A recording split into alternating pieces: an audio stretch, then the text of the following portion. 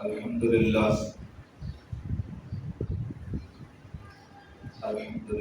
وحدہ والصلاة والسلام علی من لا نبی بعدہ ولا رسول بعدہ ولا معصوم بعدہ ولا امة بعد امته ولا کتاب بعد کتابه الا یوم القیامة. اما بعد فاعوذ باللہ من الشیطان الرجیم. بسم اللہ الرحمن الرحیم.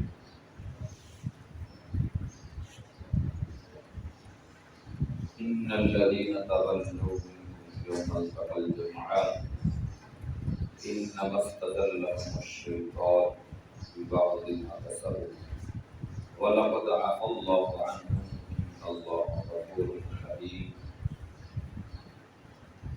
صدق الله مولانا العظيم.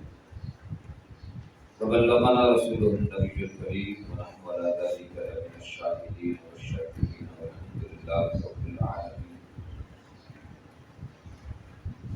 ان الله وملائكته يصلون على النبي يا ايها الذين امنوا صلوا عليه وسلموا تسليما. تمام احباب انتہائی ادب خلوص اور محبت کے ساتھ ثواب جیسے خوشی پر اللهم صل على محمد وعلى ال محمد كما صليت على ابراهيم وعلى ال ابراهيم انك حميد مجيد. اللهم بارك على محمد وعلى ال محمد كما باركت على ابراهيم وعلى ال ابراهيم انك حميد مجيد. انتہائی واجب الاحترام قابل تقریم تعظیم معزز حضرات علماء کرام فاضل کرام نوجوان دوستوں اہل سنت والجماعت کے موجود ساتھی، الحمدللہ ہمارا مدرسہ اصحاب صفہ میں جو ماہانہ ہر اتوار مہینے کی پہلی اتوار کو درس جاری تھا، ماہ رمضان المبارک کی وجہ سے اس میں وقفہ آ گیا. رمضان کے بعد شوال المکرم میں پچھلی اتوار کو درس ہونا تھا، جیسا کہ ہر مہینے کی پہلی اتوار کو ہوتا ہے، لیکن عالم اسلام کی عظیم شخصیت پیر طریقت رہبر شریعت سید جاوید حسین شاہ صاحب رحمۃ اللہ علیہ کا انتقال ہو گیا، جنازہ تھا، اس لیے پچھلی اتوار کو درس نہ ہو سکا.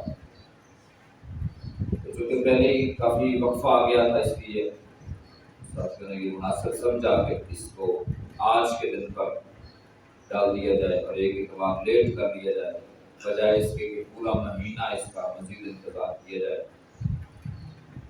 اللہ تعالیٰ حضرت قاری محمد احمد مجاہد صاحب کی توجہ کو صحت اور سلامتی کے ساتھ لمبی زندگی نصیب فرمائے، جن کی سرپرستی کوشش کاوش اور ان کے ساتھ ان کے دیگر تمام معاونین بالخصوص قاری محمد اقبال صاحب، ان حضرات کی کوششوں سے الحمدللہ آج یہ ہمارا عید کے بعد پھر سے ماہانہ درس قرآن شروع ہو رہا ہے، اور انشاءاللہ زندگی رہی تو اگلے مہینے کی پہلی اتوار کو ہی ہوگا. ماہ مبارک شوال المکرم خیر سے گزر گیا، ماہ ذوالقعدہ شروع ہو چکا. اگلا مہینہ ذی الحجہ سال کا آخری مہینہ ہے، اور حضور اکرم رحمت عالم صلی اللہ علیہ وآلہ وسلم کے دوہرے داماد خلیفہ راشد خلیفہ ثالث مظلوم مدینہ شہید خلافت راشدہ سیدنا علی المرتضیٰ رضی اللہ عنہ کے ہم زلف سیدہ فاطمہ الزہرا رضی اللہ عنہ کے بہنوئی سیدنا حسنین کریمین رضی اللہ عنہما کے خالو سیدنا عثمان بن عفان رضی اللہ عنہ کا یوم شہادت بھی ہے اگلے مہینے میں 18 ذی الحج.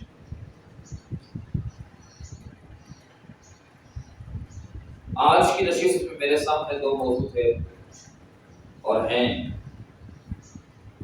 ایک تو پچھلے مہینے شوال المکرم کے حوالے سے جو احباب میڈیا استعمال کرتے ہیں ان کے علم میں ہوگا، اور آج پورا پورے پاکستان میں جو احتجاج منایا جا رہا ہے، کافی دنوں سے چل رہا ہے، ایک ٹی وی چینل پر بیٹھ کر اویس ربانی شخص دو عالم دین بلوا لیتا ہے، اور جیسے لوگ پہلے کبھی مرغے لڑایا کرتے تھے، اب اس نے یہ کام شروع کیا کہ وہ مولوی لڑاتا ہے۔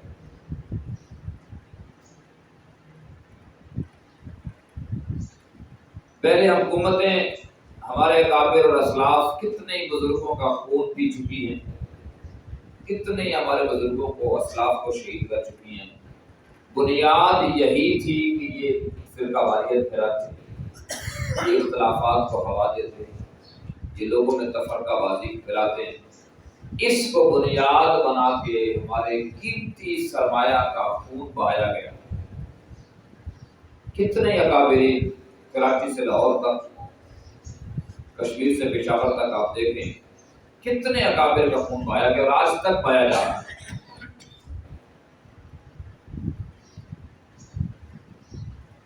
لیکن آج میڈیا پر بیٹھے ہوئے کچھ بدماش ایسے ہیں جو مذہب کے نام پر، دین کے نام پر، علمی ٹاکرا کے نام پر، علمی مباحثہ کے نام پر علماء کرام کو بلا کے آپس میں وہی فرقہ واریت جو حقیقتاً فرقہ واریت ہے اور ہمارے اسلاف جو حق بات بیان کیا کرتے تھے، اس کو فرقہ واریت کا نام دے کر ان کو شہید کر دیا گیا، کچھ کو پابند سلاسل کر دیا گیا، اور آج تک سالوں سے وہ جیلوں میں پڑے ہوئے ہیں۔ لیکن ان خبیثوں کی باقاعدہ سرپرستی کی جاتی ہے اور باقاعدہ ان کی سپورٹ کی جاتی ہے۔ علماء کرام، نوجوان دوست، اہل سنت کے ساتھی جب احتجاج کرتے ہیں تو بجائے ان خبیثوں کو پکڑنے کے، گرفتار کرنے کے، انہیں پہ الزام کر دیا جاتا ہے۔ تو اسی طرح شوال کے مہینے میں جو گزشتہ مہینہ گزرا، عید والا مہینہ، یکم شوال کو عید الفطر ہوتی ہے، چونکہ سن 3 ہجری میں آپ اسلام کے مکہ مکرمہ کو چھوڑ کے مدینہ منورہ آنے کے بعد تیسرے سال اسلام کی دوسری عظیم جنگ احد ہوئی۔ اس جنگ احد کا تذکرہ کرتے ہوئے اسی اویس ربانی آدمی کے چینل پر 2 احباب جمع ہیں، ایک سید ذوالفقار شاہ صاحب مسلک بریلوی کے ترجمہ، اور ایک یاسین قادری نامی ملعون رافضی، جس نے سنیت کا لبادہ اڑا ہوا ہے، اور اس نے غزوہ احد کے صحابہ کرام پر طعن و تشریح کرتے ہوئے، دشنام ترازی کرتے ہوئے، زبان درازی کرتے ہوئے، بالخصوص سیدنا عثمان رضی اللہ عنہ کی ذات پر ناپاک حملہ کیا ہے، ان کی توہین کی ہے، تنقیص کی ہے، اہانت کی ہے، اور اپنے مرتد، ملعون اور زندیق ہونے کا اعلان کیا ہے۔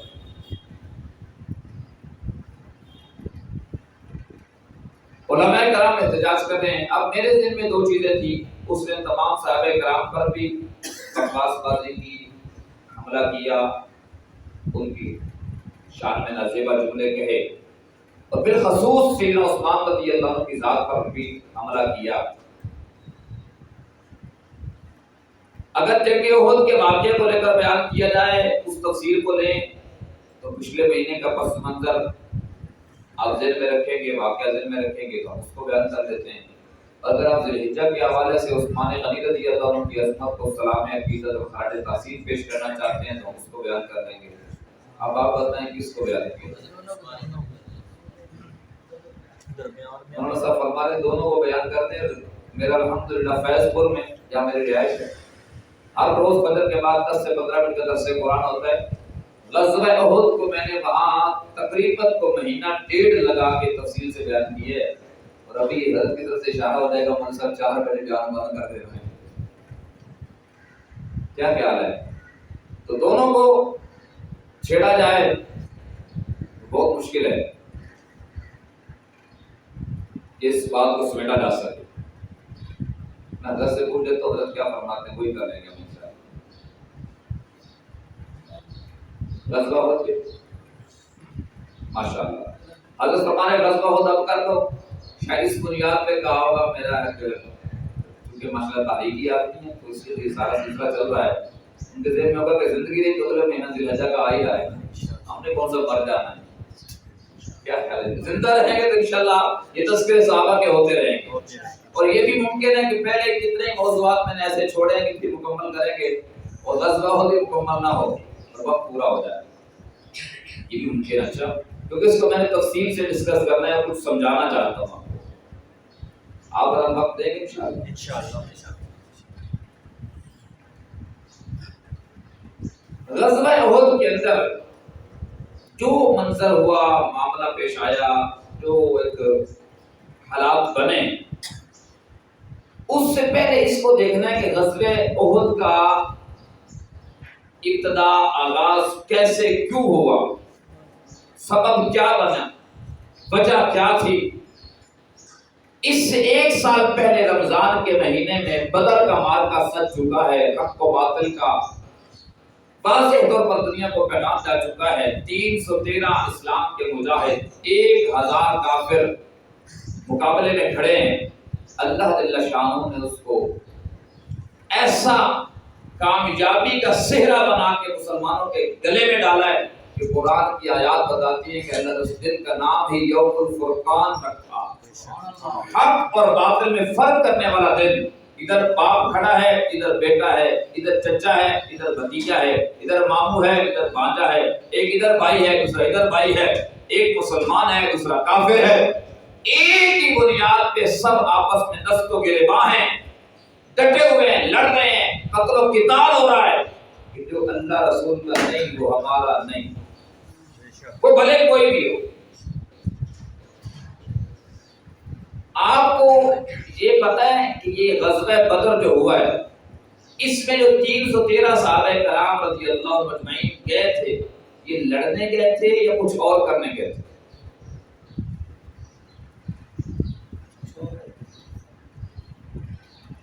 یہ لڑنے نہیں گئے تھے.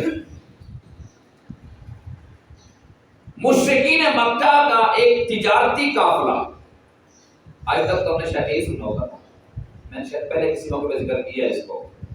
تجارتی قافلہ ملک شام گیا ہوا تھا اور سارے مکہ کے لوگوں کا اس میں انویسٹمنٹ ہے, پیسہ لگا ہوا ہے. وہ شام اور یمن دو ملکوں کی تجارت کیا کرتے تھے گرمی سردی کے الگ الگ موسم میں. اسی بنیاد پہ وہ تجارتی قافلہ گیا ہوا ہے. حضرت ابو سفیان رضی اللہ عنہ اس وقت تک مسلمان نہیں تھے, وہ اس قافلے کا سربراہ تھے, نگران تھے, ذمہ دار تھے. آپ علیہ السلام نے جب دیکھا کہ یہ تجارتی قافلہ شام سے واپس آ رہا ہے تو مسلمانوں کو یہ ترغیب دی کہ ان کا تجارتی سامان لوٹ لیا جائے, اس سے کافر معاشی طور پر کمزور ہو جائے گی, معیشت کمزور ہو جائے گی, تو ان کو دبانا, جھکانا, مٹانا آسان ہوگا. جیسا کہ آج آپ کے ملک کی معیشت کو کمزور کر کے آپ کے حکمرانوں کو اور عوام کو بیکاری بنا دیا گیا, مقروض کر دیا گیا.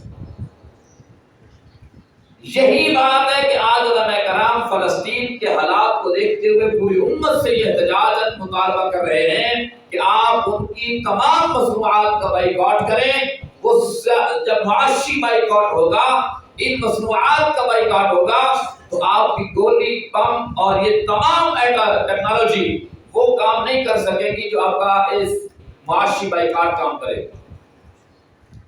وہ اپنی موت خود مر جائیں گے. اللہ کرے یہ بات آج مسلمان امت کے ذہنوں میں اتر جائے, دل و دماغ میں بیٹھ جائے کہ حال فلسطین کا اگر ہم بم گولی کے ساتھ مقابلہ نہیں کر سکتے, وہاں جا کر نہیں کر سکتے, تو یہاں رہتے اس کی مصنوعات کا بائیکاٹ کر کے ہم مقابلہ کر سکتے ہیں. اور آپ کی سوچ اور وہم و گمان بھی وہاں نہیں پہنچتا جہاں تک ان کا اس سے نقصان ہوتا ہے.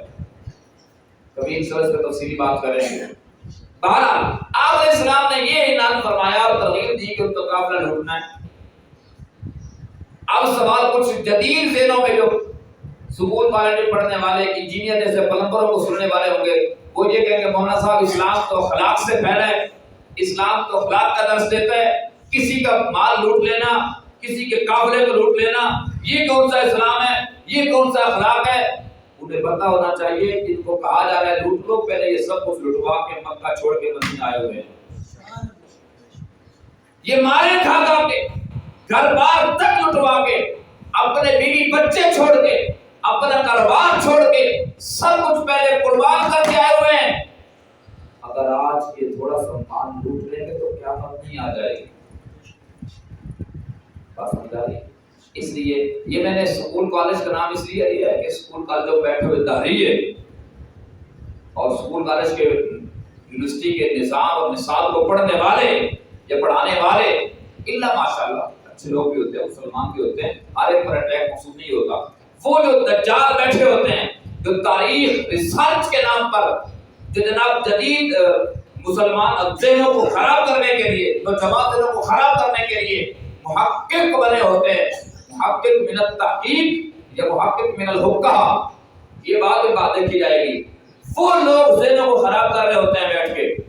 और जब एक मजहबी लीडर की किताब भी खिलाफत और मलूकियत के नाम पर दाखिल हो जाएगी, उसको पढ़ने वाला राफ़ी इतना बदबख्त नहीं होगा जितना ये मुसलमान अकीदा खराब कर बैठेगा। इसलिए कि मजहबी लीडर की तरफ से ये किताब गई है, इस्लाम के नाम पर, इस्लामी तारीख के नाम पर ये किताब निसाब में दाखिल कर दी गई, खिलाफत और मलूकियत।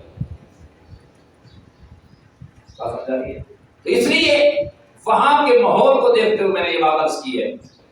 तो जितने ये सारे होते हैं और इनका वतीरा क्या होता है, उलमा को खूब गालियां निकालो। ये वो आज की बात थोड़ी है, शुरू से देखते आओ। उलमा को खूब गालियां निकालने का मकसद ये होता है लोगों का एतमाद हम पर हो जाए।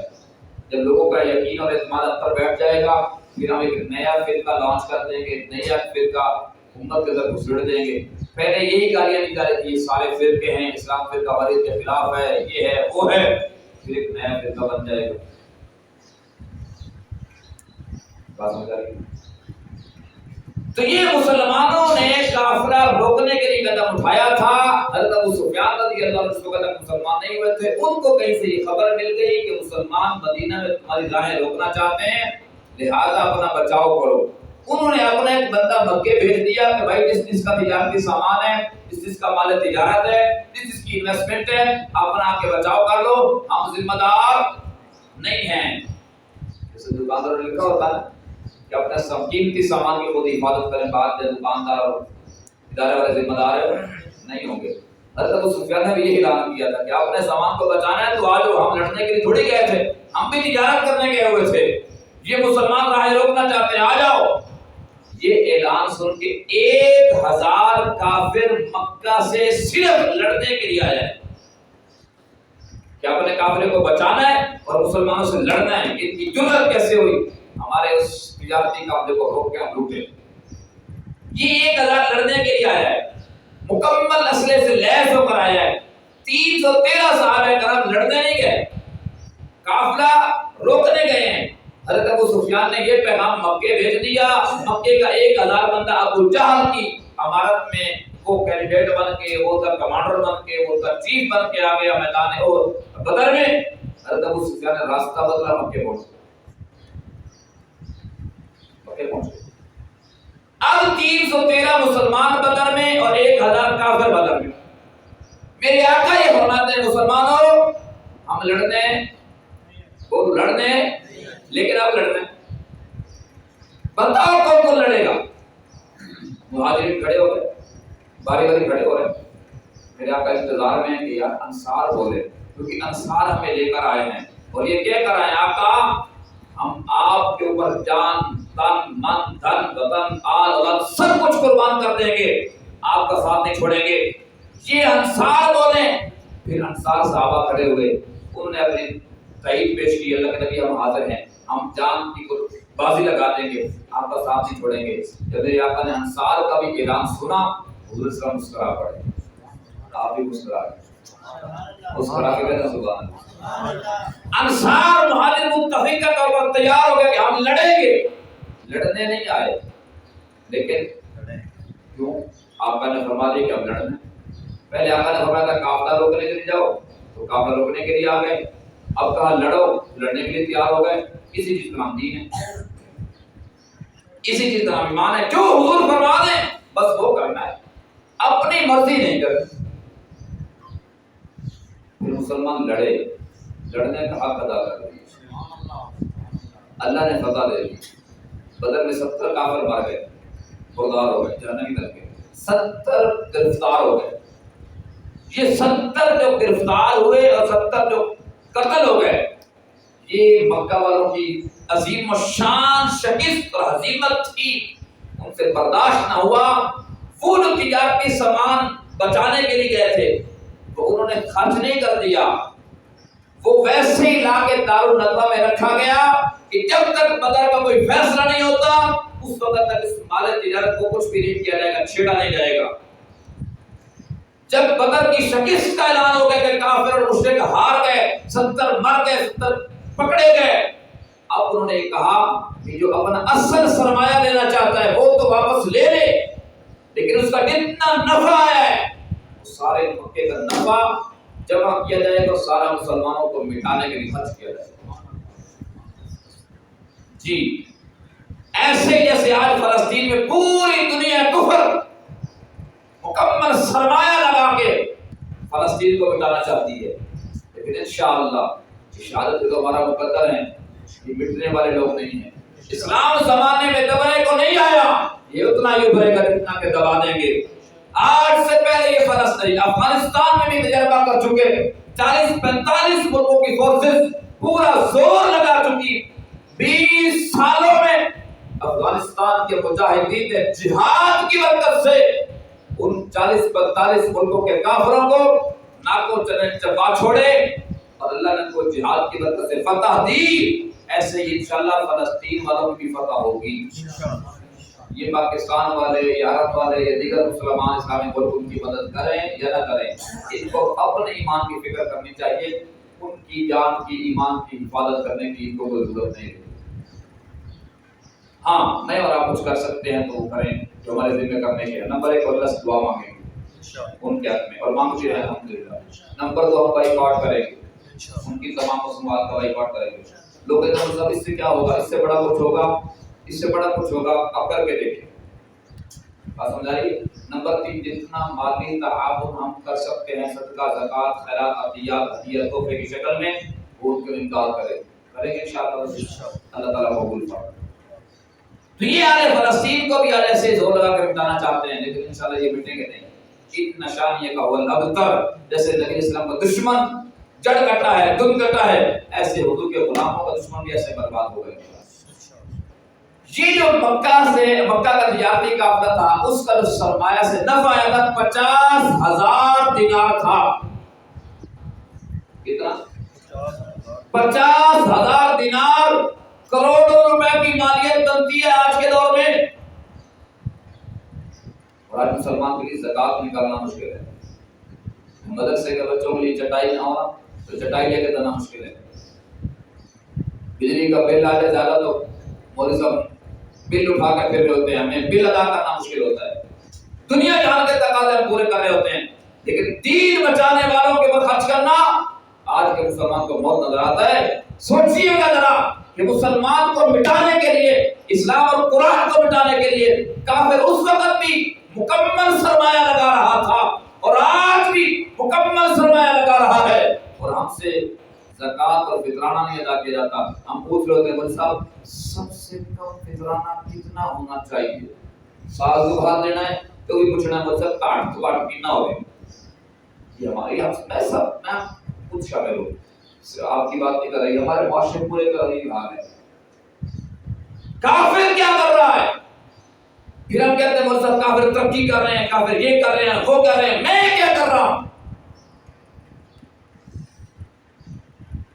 50,000 دینار وہ سارا سرمایہ، اس کو لے کے 3,000 کا لشکر، 3,000 اونٹ، 700 زرہ پوش جنگی لباس پہننے والے مجاہد، 200 گھوڑے، 15 خواتین جو رجزیہ اشعار پڑھ کے جذبات کو گرمانے والی اور بھاگنے والوں کو تانہ کشی کر کے ان کے اوپر طنز کر کے واپس لوٹانے والی، میدان جہاد میں کفر کے جو لوگ لڑنے والے ہیں ان کے ساتھ جنسی اشعار پڑھ کے اظہار محبت کرنے والی، تاکہ یہ ڈٹے رہیں اور کچھ نہ کر سکیں تو اپنی عزتوں کے خیال سے میدان چھوڑ کے نہ بھاگیں۔ 15 خواتین بھی، یہ 3000 کا لشکر، 700 ضلع پوش، 200 گھوڑے، 15 خواتین میدان احد میں آئے ہیں ان بدر والوں کا بدلہ لینے کے لیے۔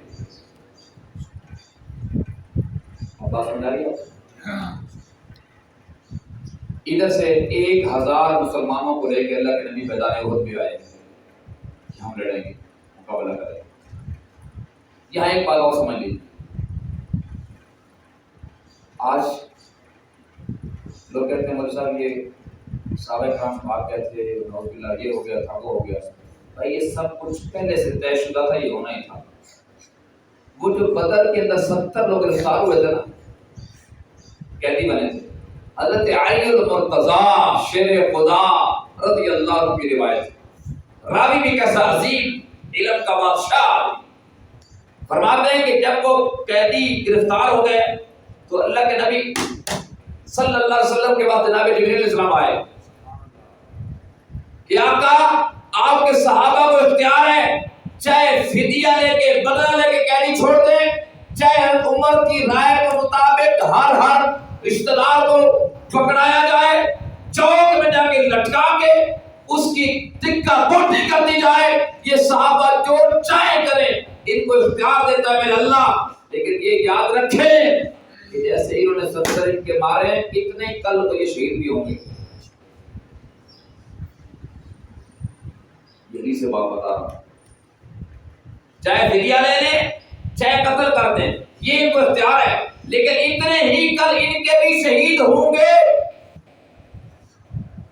اللہ کے نبی کا فرمان غلط ہوتا ہے؟ بولو، نعوذ باللہ جھوٹا ہو سکتا ہے؟ تو یہ شہید کیسے ہوں گے؟ یہ قتل کیسے ہوں گے؟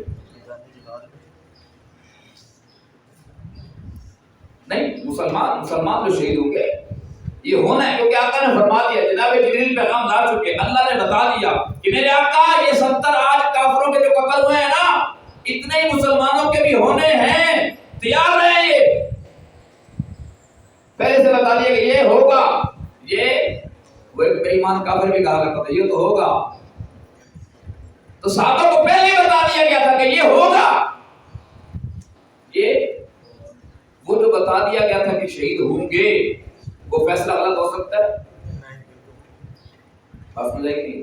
تو اگر یہ احد کا منظر نامہ نہ بنتا تو نبی کا یہ فرمان سچا کیسے ہوتا؟ جناب جبریل کا پیغام سچا کیسے ہوتا؟ اللہ کے نبی کی وہ حدیث سچی کیسے ہوتی؟ یہ شہادت کے درجے کیسے ملتے؟ یہ پہلے سے طے شدہ تھا کہ ہوگا، ہو گیا، اور ہونا تھا، ہو گیا، بتایا گیا پہلے۔ بات سمجھ آ رہی ہے؟ تو یہ دوسری بات ہے۔ میدان احد میں آپ اسلام نکلنے لگے تو صحابہ کرام سے مشورہ کیا کیا کریں، مدینہ کے اندر رہ کے لڑیں یہ مدینے سے باہر نکل کے لڑیں؟ یہ کافر کا بچہ کہتا ہے مدینہ، صحابہ کرام بھاگ گئے تھے۔ آپ سنیے کہ جو صحابہ کرام کی رائے پیش کرنے کا، اللہ کے نبی کی رائے یہ تھی، ایک حدیث میں نے سنا دی، شاید آپ نے پہلی بار سنی ہوگی، اب ایک اور سنا دو۔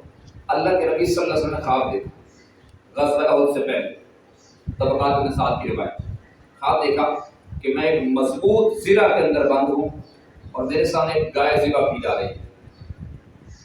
حضور فرماتے ہیں مضبوط زرہ کا مطلب یہ ہے، نبی کا خواب وہی ہوتا ہے، نبی کا خواب کیا ہوتا ہے؟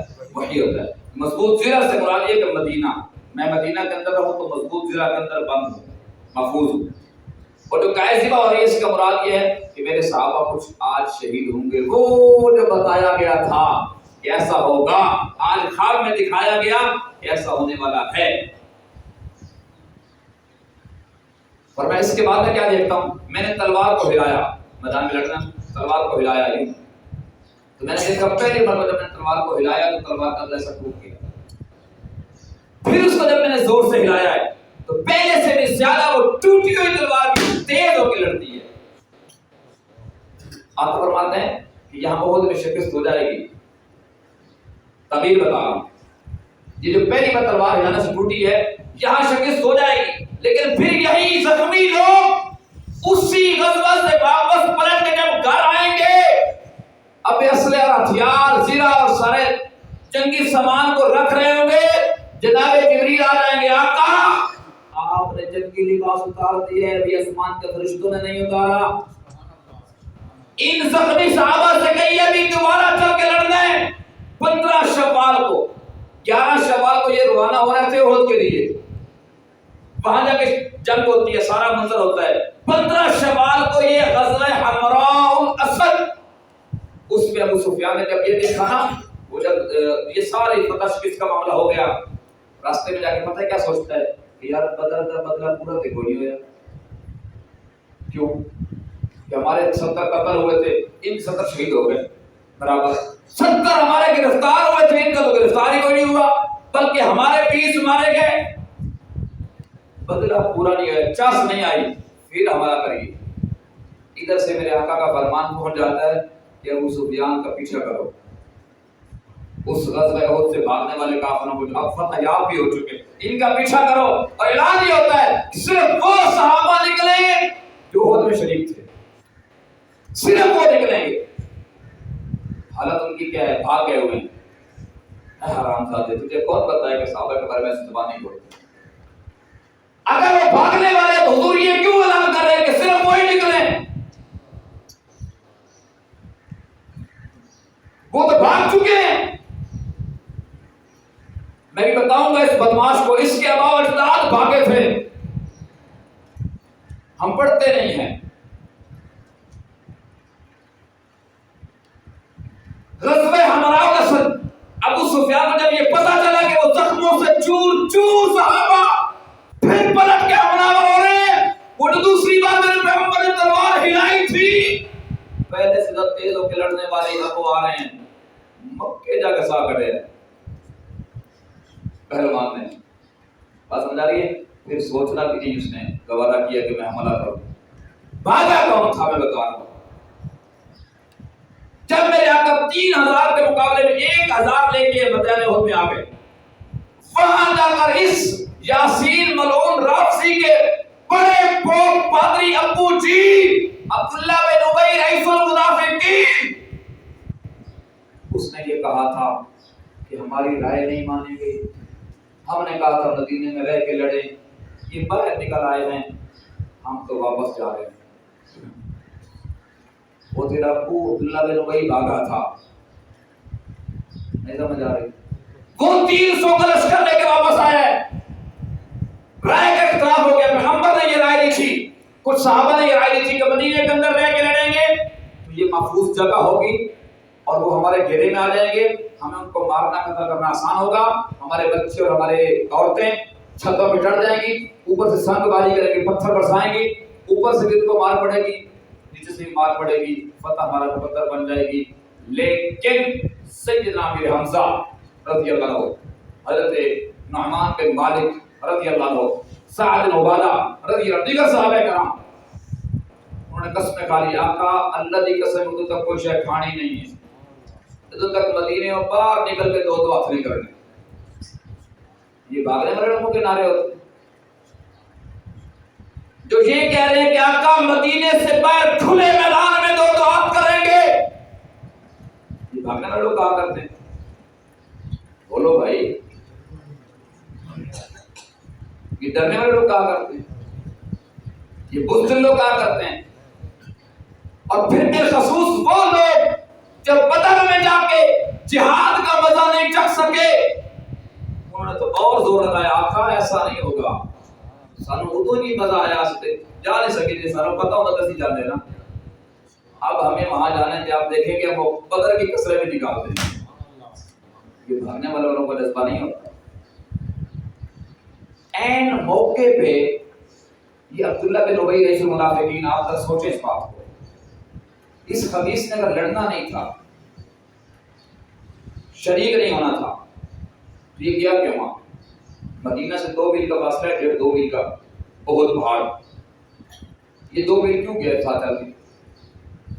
जब इसने देखा, इस बदमाश ने, इस यासीन नाज़ी के अब्बू ने رئیس المنافقین نے جب یہ دیکھا کہ ادھر کافروں کی فوجیں اسلحے سے لیس مکمل تیاری کے ساتھ لڑنے آئی ہوئی ہے، ادھر مسلمان تالاب میں تھوڑے ہتھیار بھی تھوڑے، صرف 100 ضلع پوش، وہاں 700، ادھر 200 گھوڑے، ادھر صرف 2 گھوڑے، ایک آقا علیہ السلام کا اور ایک ابو بردہ ہانی رضی اللہ عنہ کا، صرف 2 گھوڑے، ادھر 15 خواتین بھی ہیں، ادھر کوئی نہیں ہے، ادھر ویسے بھی خواتین ہوتی ہیں۔ چیتا رام تک خالہ سو کے ساتھ یہ کہہ رہے ہوتے ہیں خالہ جوڑا ہوا اس میں نوجوانوں کو برقرانے کے لیے۔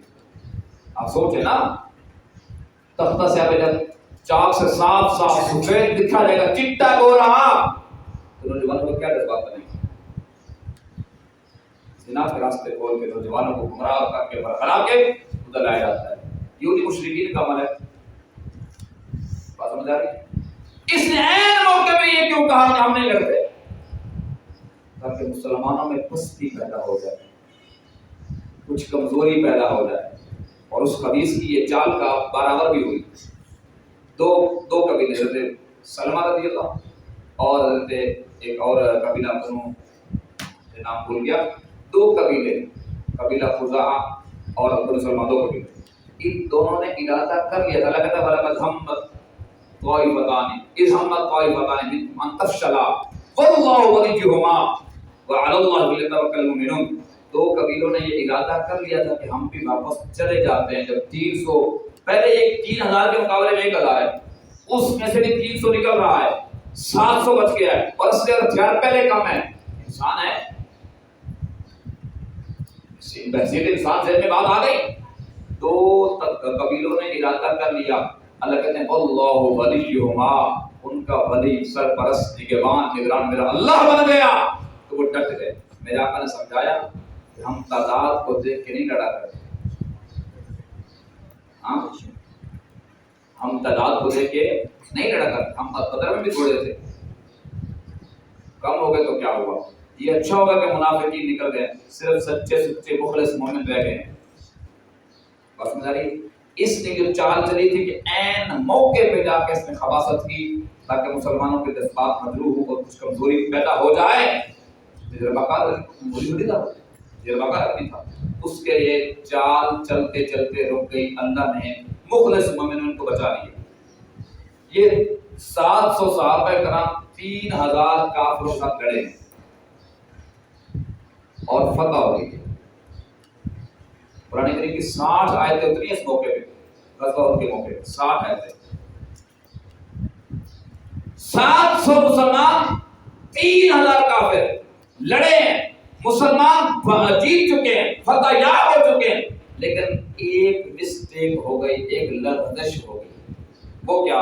حضرت عبداللہ بن جبیر رضی اللہ عنہ کو اللہ کے نبی نے پہاڑی پہ چھوٹی سی درے پہ کھڑا کیا تھا اور یہ فرمایا تھا کہ 50 صحابہ کرام کا تم یہاں کھڑے ہو جاؤ، یہ میرے آقا صلی اللہ علیہ وسلم کی عسکری جنگی حکمت عملی ہے، اور میرے آقا صلی اللہ علیہ وسلم صرف نبی بن کے نہیں آئے، سیف الملاحم تلوار والے نبی بن کے آئے، جنگ اور جہاد کرنا جانتے ہیں۔ حضرت اسلام نے اپنے جنگی حکمت عملی کے تحت فرمایا کہ یہاں سے ہمارے پر حملہ ہو سکتا ہے، تم نے اس درے کو، اس گھاٹی کو، اس جگہ کو نہیں چھوڑنا، بھلے ہماری شکست ہو جائے، ہماری فتح ہو جائے، کچھ بھی ہو جائے، تم یہیں رہو۔ اب جو اونچا بندہ کھڑا ہو وہ یہ دیکھ رہا ہے کہ 3000 بھاگ رہے ہیں، 3000 سب کچھ جو لے کر آئے تھے چھوڑ کے بھاگے جا رہے ہیں، جو نیچے ہمارے مسلمان 700 بگانے والے تھے وہ اپنا سامان بھی سمیٹ رہے ہیں، مال غنیمت بھی اکٹھا کر رہے ہیں۔ اور اختلاف یہاں یہ ہو گیا، کچھ صحابہ نے یہ کہا دیکھو ہمارا مقصد پورا ہو چکا ہے، مشرک وہ کافر بھاگے جا رہے ہیں، وہ مکہ پہنچنے والے ہیں، ہم ادھر بیٹھ کیا کریں گے؟ اللہ کے نبی کا مقصد اور منشا یہ تھی کہ جب تک فتح یا نبی نہ ہو تم یہاں سے نہ ہلنا۔ اب فتح والا مقدر بن گیا، مال غنیمت سمیٹا جا رہا ہے، کافر بنا چھوڑ کے بھاگ گیا ہے، اب ہم ہجرت کر جاتے ہیں۔ بعض روایات یہ بتاتی ہیں کہ 50 میں سے 40 اتر گئے، بعض یہ بتاتی ہیں کہ 36 اتر گئے، 14 بچ گئے۔ سیدنا عبداللہ بن جبیر رضی اللہ عنہ نے بڑا سمجھایا کہ یار ہمیں جب تک دوسرا حکم نہیں آئے گا نا ہم نیچے نہیں جائیں گے، انہوں نے یہ اجتہاد کیا، ان کے ذہن میں یہ بات آئی کہ بھائی مقصد پورا ہو گیا نا. اس پہ ایک اور بات سمجھے، اللہ کے نبی نے کچھ صحابہ کرام کو بھیجا، فرمایا فلاں قبیلے میں جاؤ تم اور عصر کی نماز وہیں جا کے پڑھنی ہے تمہیں. اب راستے میں عصر کی نماز کا وقت ہو گیا اور اگر وہاں اس جگہ پہنچتے ہیں تو عصر کی نماز ادا ہو جائے گی. ٹھیک ہے، تو کچھ صحابہ نے دیکھو اللہ کے نبی کی رائے یہ تھی، مقصد یہ تھا، مراد یہ تھی کہ اتنا جلدی جاؤ، اتنا جلدی جاؤ، اتنی سپیڈ لگاؤ کہ عصر وہیں پڑھو. یہ مطلب نہیں کہ نماز قضا کر دو. اللہ کے نبی نماز قضا کروانے تھوڑی آئے ہیں، وہ تو نماز ادا کروانے ہیں. کچھ صحابہ نے نماز راستے میں پڑھ لی، کچھ نے وہیں جا کے پڑھ لی. یہاں بھی ایسے اختلاف ہو گیا. اللہ کے نبی کی منشا سمجھو، صرف الفاظ پہ نہ جاؤ، مراد کیا تھی. بس یہ اجتہاد ہوا، خطا ہو گئی، لفظش ہو گئی. لفظش کسے کہتے ہیں کہ ارادہ کچھ اور ہے لیکن غلط فہمی کی وجہ سے، غلط اجتہاد کی وجہ سے، غلط رائے کی وجہ سے کر کچھ اور بیٹھے ہیں. یہ قرآن کی جو میں نے آیت پڑھی ہے اس میں اللہ یہی بتا ہے ان الذين تولوا منكم يوم التقى الجمعان انما استزلهم لفظش کو. جو نیچے اتر ہے نا تو 10 یا 14 صحابہ عبداللہ بن جبیر کی نگرانی میں رہ گئے تھے. سیدنا خالد بن ولید رضی اللہ عنہ اس وقت تک مسلمان نہیں ہوئے. انہوں نے یہ بھی جنگ کے ماہر آدمی تھے اور اتنے ماہر تھے کہ لوگوں میں یہ خیالات پیدا ہو گئے تھے کہ اس جنگ میں خالد بن ولید ہوگا نا اس میں ہمیشہ فتح ہی ہوتی ہے، ادھر ہی جانا ہے. پھر سینہ ملوک اعظم نے معذور کر دیا تھا کہ لوگوں کا یقین رب کی ذات سے ہٹ کے خالد پہ آ رہا ہے، لیکن فتح خالد کو بھی رب ہی دیتا ہے. مشکل کشا کون ہے؟ خالد روا کون ہے؟ ہاں 313 ہو تو 1000 کے مقابلے میں کامیابی دینے والا کون ہے؟ 700 ہو تو 3000 پہ فتح دینے والا کون ہے؟ اللہ جل شان. یہ حضرت خالد بن ولید رضی اللہ عنہ پلٹ کے پھر وہاں جاتے ہوئے پلٹ کے حملہ کر کے نا وہ جو فتح ہوئی شکست تھی اس کو انہوں نے شکست میں بدل دیا. فتح یابی کی جنگ کو شکست میں بدل دیا. اب ظاہر ہے وہ ہزاروں کی تعداد میں، یہ صرف 10 یا 14 بندے ہیں، یہ کیا مقابلہ کریں گے؟ جب لیکن یہ نہیں کہ وہ بھاگیں گے، پھر ڈٹ کے وہ 10 یا 14 صحابہ کرام کھڑے ہیں مکمل طور پہ، جب تک شہید نہیں ہو جاتے ہٹے نہیں وہاں سے، مقابلہ کیا ہے. لیکن جب یکدم دھاوا بولا گیا اور ادھر جو مسلمان شریک تھے جہاد میں وہ اپنا مال غنیمت سمیٹنے میں مصروف ہیں، اپنا سامان جہاد اکٹھا کر رہے ہیں، وہ اپنی توجہ اور دھیان میں اپنے لگے ہوئے ہیں. اچانک جب اوپر سے حملہ ہو گیا، ایک تو اچانک حملہ ہو جائے ایسے جیسے آپ بیٹھے ہیں اور باعث 100 بندہ تلواریں لے کے آ جائے، ماشاءاللہ آپ سارے پھر ادھر بیٹھے رہیں گے نا کہ ٹھیک ہے جی مارو، ہاں بولو چلو تسی دے ڈر کو مسلم ہو، صحابہ کرام دے مننا لے ہو، انہاں کدے نہ کوئی پوچھو جنہاں کو سمجھیا نہیں ہوندی ہیں. یاسین دے ابو ابو دال سنگریوں کے ساتھ بھی ہوں تو بس صرف سنی ڈنڈے سوٹے لے کے آ جائے صحیح، کیا ہوگا پھر؟ علامہ عثمان شہید رحمہ اللہ علیہ نے فرمایا تھا کہ میں اعلان کرتا ہوں حکومت 1 سال ہمارے حوالے کر دے، تلوار نہیں اٹھائیں گے، اسلحہ نہیں اٹھائیں گے، صرف ڈنڈے سوٹے اٹھائیں گے، وہ بھی ڈنڈے والے. ہمیں نہ کڑا کوئی حرام زادہ گستاخی کرتا ہے. ہمارے پاس تو یہاں کچھ نہیں ہے تو آپ تو بھاگ جائیں گے سارے. اور ایسا ہی ہوگا، فطرت انسانی یہی ہے. کیونکہ صرف مرنا مقصود نہیں ہوتا، ہم نے جان بچانی ہے مارنے کے لیے. مولانا الیاس عمر رحمۃ اللہ علیہ نے پوچھا حضرت تواڈے سارے علماء شہید ہو گئے، تسی شہید کیوں نہیں ہوئے؟ فرمایا میں تو میرے نفس پالوا چنگی طرح سے شہید ہو گیا.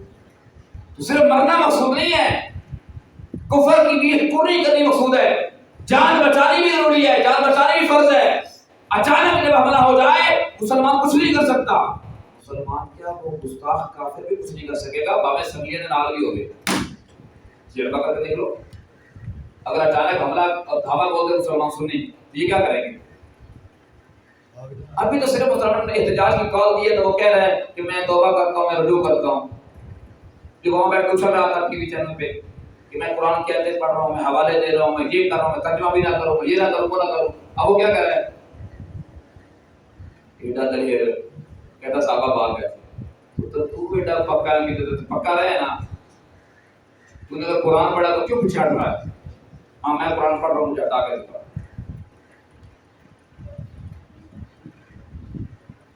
بس آ جاری انہیں طیب صاحب نے چینل سے چلا لیں گے تو میں حافظ سے یونس کا نام لے لینا. اللہ پاک سلامت رکھے، سب کی مدد فرمائے. الحمدللہ کہ قرآن کی برکت ہے، ہمارا کوئی کمال نہیں ہے، صحابہ کی زندگی کا صدقہ ہے. الحمدللہ ہمارے لوگ پھسلے نہیں کرتے، انسان کی کمزوری ہو جاتی ہے، بس سمجھ آ رہی ہے. لیکن حضرت نے اپنی گھروں پوری طرح سے پھر سے شروع کر دیا. اچانک جب یہ حملہ ہوا، پہلے یہ بات دیکھیے کہ مسلمان اس وقت اپنے مکمل ہوش و حواس میں نہیں، اپنے دھیان میں لگے ہوئے ہیں، اپنے کام میں لگے ہوئے ہیں. اچانک جب حملہ ہو جائے تو آپ خود بتا رہے ہیں، انصاف کا تقاضا بھی یہی ہے، عقل اور شعور کا تقاضا بھی یہی ہے کہ مسلمان ہو یا کافر ہو، کوئی بھی ہو، اگر انسان ہے تو مجھتر کی طرف صحیح. لیکن اسی دوران شیطان نے آواز لگا دی، جب مسلمانوں کا علم بردار سیدنا مصعب بن عمیر رضی اللہ عنہ شہید ہوئے تو ان کی شکل و صورت آقا صاحب سے ملتی جلتی تھی.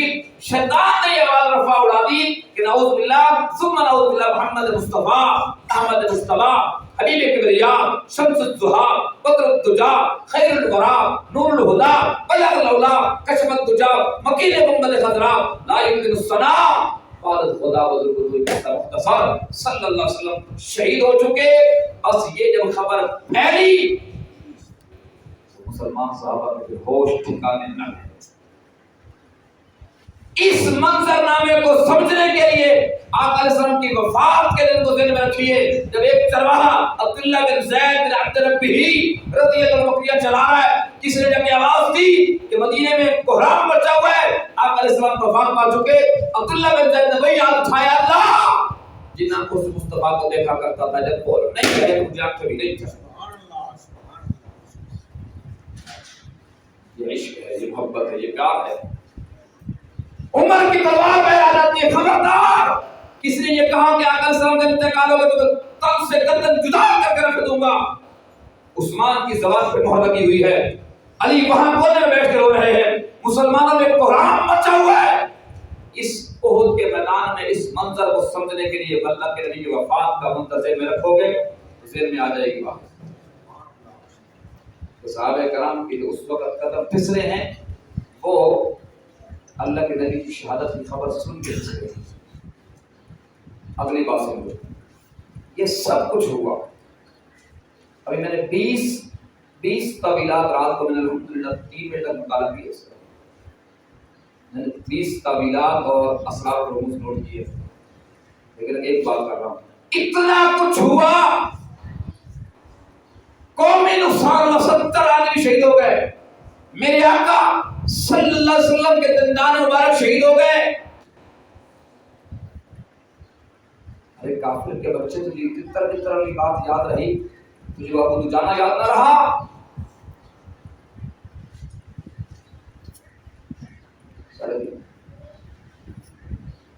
جس ابو دجانہ نے تلوار پکڑی تھی، جب اللہ کے نبی نے اعلان کیا تھا میں یاخذ ھذا السیف بحقہ، کون اس کا حق ادا کرے گا؟ ابو دجانہ کھڑے ہوا، میں کروں گا.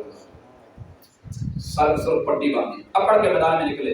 اللہ کے نبی نے فرمایا یہ چال اللہ کو سخت ناپسند ہے، متکبرانہ ہے، لیکن جہاد کے موقع پر اللہ کو بہت پسند ہے.